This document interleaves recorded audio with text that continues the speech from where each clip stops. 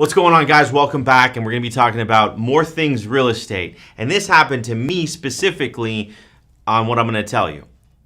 Everyone says that you guys should buy real estate and wait.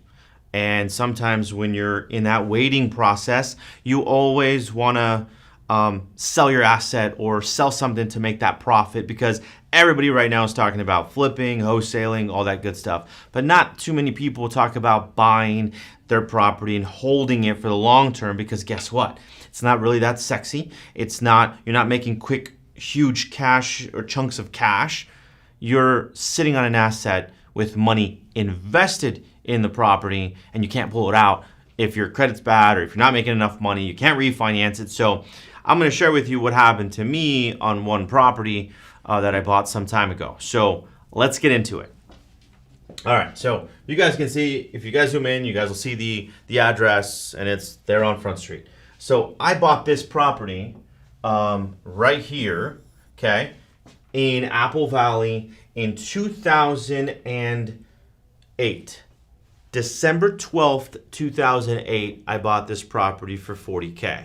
Okay, so just remember that $40,000. But I'm going to break down to you what it sold for before and what it sold for at the peak, and then what it sold for after it was foreclosed on, all that good stuff. So check this out. Right here. It was purchased in 2004 for $45K. Okay? Then 2 years later, in 2006, remember that hike of 2006 that everybody sold at the peak? This house here sold for $225K. A 400% return from the person that ended up buying it 2 years before. Okay? Then you guys all know what happened in 2006, 2008, market crashed, and it was just absolutely insane. Okay? Everything dropped. We lost 75% of value in our area, and in 2008, it was foreclosed on.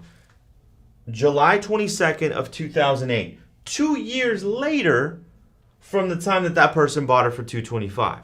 Now, what kind of position are you in if you got foreclosed on for $76,000 and you bought it for $225?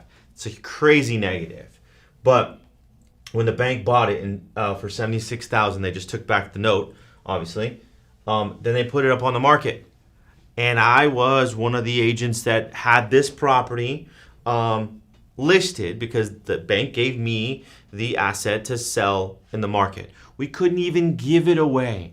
We could not give away this property whatsoever. Okay, but at that one point, I ended up saying, you know what? Why don't I just buy it? So that's what I did. 2008, December 12th of 2008, I ended up.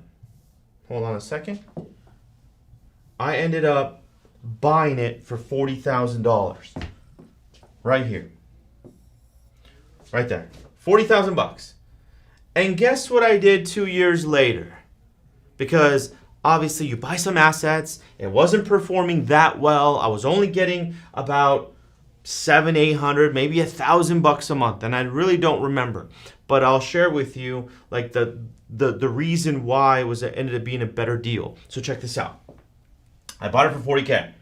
Now, I listed this property, my own property, in 2010 for $78,900.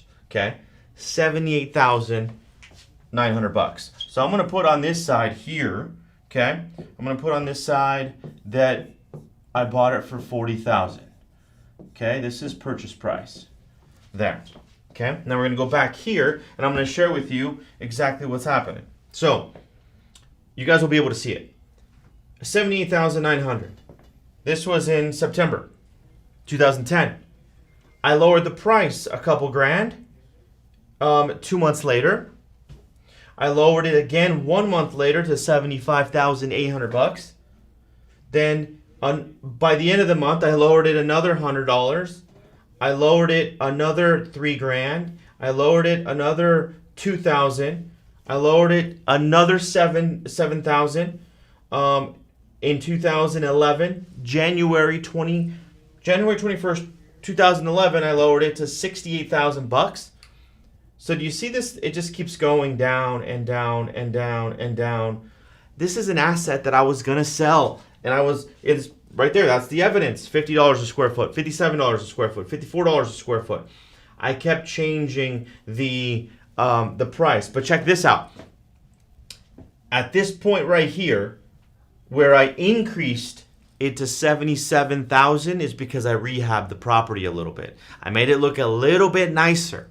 So I'm like, yeah, I'm gonna try to get a little bit more money out of it. And guess what? Boom, $77,900. I'm really trying to sell this asset, right? And then as I go down, I'm dropping the price because nothing's moving. This is in 2012, April 20th, 4/20, 2012. I decided to take off the property. I took it off the market. I said, you know what, screw it. I'm going to keep it and rent it, and I'm just going to play the long game. Now, was I thinking that initially? Probably not, because obviously all of us want quick, big checks when we sell our assets. I bought it for $40,000. I could sell it for $64,000, make $24,100 minus commissions and all this other stuff. I would have made $20,000 on the asset. Not too bad. You made a $20,000 check. Pretty cool. But now I'm going to give you guys the numbers on what happened over the last 10 years. This is in 2012. We're 2022 now, and this is what has happened. We're going to go through the math. So the last 10 years, 12 months in a year, that's 120 months. Okay? We're going to write this down, 120 months. I don't know why I keep doing that, but 120 months. Okay, that is where we're at now. Now, I've rented this property since day one. That first initial time I was trying to sell it, I had a renter in there paying me $500, $600, whatever, and I think he was one of our cooks at the time. So I just put him in housing, and it worked out well. But now, after I decided to say, you know what, I'm going to keep it for the long haul, I was getting $1,000 a month, probably for the first 7 years. Yeah, I'd say 7 years, because our newest tenant now has been there for, 4 or 5. So, $1,000 a month, okay? For a 3-bedroom, 1-bath, 1,280 square foot home, okay? On 2 acres, and as you can see, it's an interesting looking property. Check this out. I don't know if you guys can see it or not, but if you guys can zoom in, there it is. So 7 years. That's $12,000 a year times 7. $84,000. $84K in 7 years. Okay? I don't like the way that looks. 7 years. $84,000 in 7 years on rental income or in rental income. Okay? I paid $40,000 for it. This is just the first 7 years here. $40,000. So I'm already profiting $44,000 just in rent. Not appreciation, not value, not nothing. Okay? So now let's add, since it's been 10 years, right?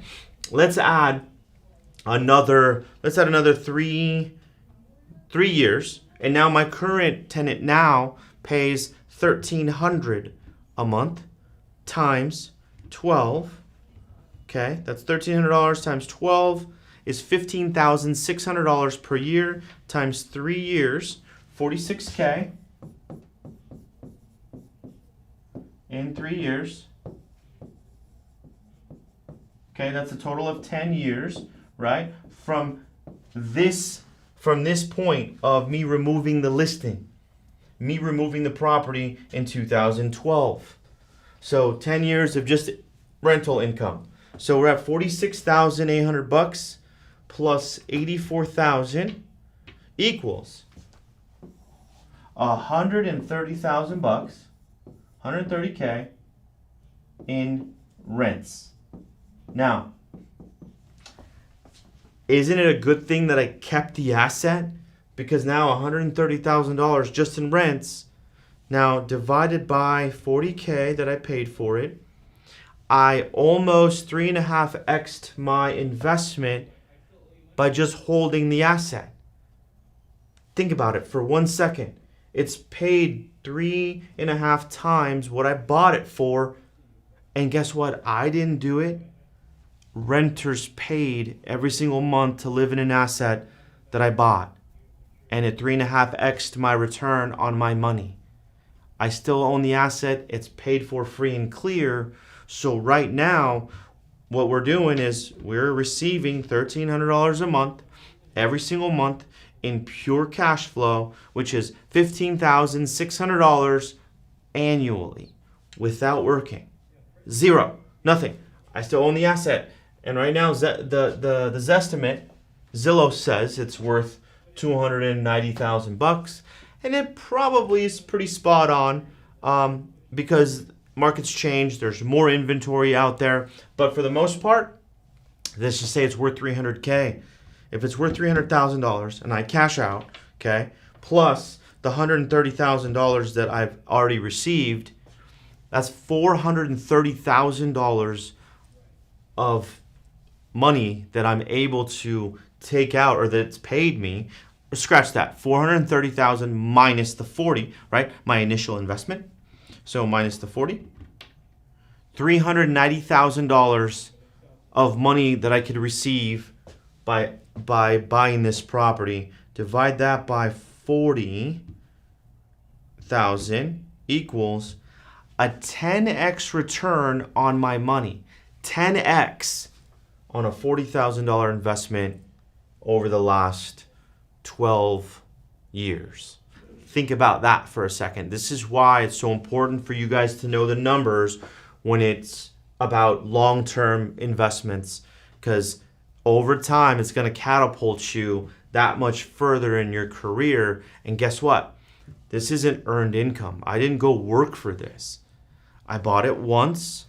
I kept my normal real estate business going, and I used that money to fix up the property, made sure it was rentable, and now it's paying me regardless if I work or not. So who wants to be in that situation? Everybody does. So this is something I want to share with you, and this is something that has happened. It's not something that I just created. This is one of my many properties that I purchased back then. And guys, I'm going to keep sharing more stuff because I got a lot of property that we're going to go over. So stay tuned for more episodes on this and more just structuring deals, how to do it, how I did it. So make sure that you like, subscribe on my YouTube channel, hit that button, follow me on Instagram at Invest with Omar, because this is what we do. We invest in real estate, and I can help you guys do the same. So guys, I appreciate you guys listening and waiting here for, this was a long video. So I just want to say thank you, and I'll see you guys on the next one.